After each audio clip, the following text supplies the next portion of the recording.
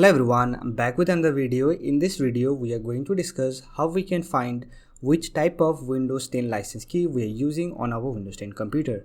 So that's been said, let's get started. There are different types of Windows 10 license key. In general, there are three types of Windows 10 license key: OEM key, retail key, and volume key. Let me tell you some difference between these types of key. OEM stands for Original Equipment Manufacturer.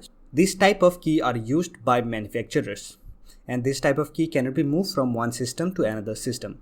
Whereas a retail key is a full version Windows 10 license key. You can move this key from old computer to a new computer. And volume keys are used by big organizations, and these keys can be only activated by a organization master key.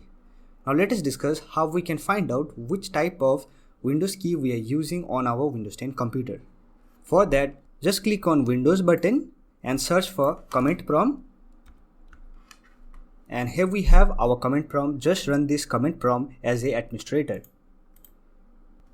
So here we have our command prompt. Here simply type a simple command, that is slmgr space /DLI, then hit enter.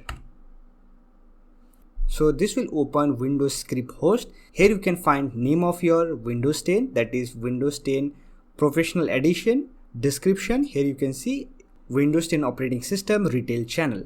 So this PC is activated using a retail key. If you have used OEM key instead of retail channel, you will find OEM channel. If your Windows 10 is activated using volume key, here you will find volume channel.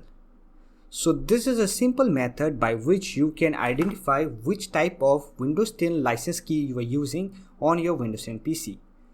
So that's it for this video. Hope this video was helpful to you. If you find this video helpful, don't forget to hit that like button and subscribe to the channel for more videos like this. Bye for now. See you next video.